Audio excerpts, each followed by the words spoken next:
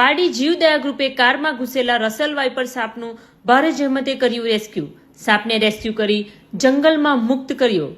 વલસાડ શહેરની ધરમપુર ચોકડી પાસે આવેલ સાઈ લક્ષ્મી રેસિડેન્સીમાં રહેતા અમિતભાઈ માખવણિયાએ તેમની પાર્કિંગમાં ઉભેલી કારમાં એક અજગર જેવા મોટા સાપને જોયો હતો. તેમણે તાત્કાલિક પારડી જીવદયા ગ્રુપના પ્રમુખ અલી અંસારીનો સંપર્ક કર્યો હતો.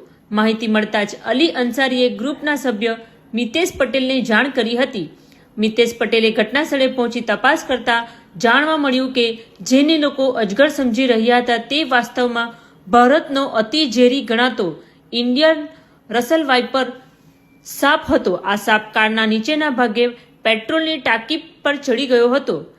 જેકની મદદથી કાર ઊંચી કરવા છતાં સાપ હાથ ન આવતા મિતેશ પટેલે અન્ય જીવદયા પ્રેમી કૃણાલ પાટીલને મદદ માટે બોલાવ્યા હતા. અંતે કારને વોશિંગ સેન્ટર પર લઈ ગઈ હાઇડ્રોલિક લિફ્ટિંગથી ઊંચી કરવામાં આવી હતી. પેટ્રોલની ટાંકીની બોલ્ટ ખોલી લગભગ 2 કલાકની ભારે જહેમત બાદ આ ઝેરી સાપને સલામત રીતે રેસ્ક્યુ કરવામાં આવ્યો હતો. બાદમાં તેને જંગલ વિસ્તારમાં મુક્ત કરી દેવામાં આવતા રહીશોએ રાહતનો શ્વાસ લીધો હતો.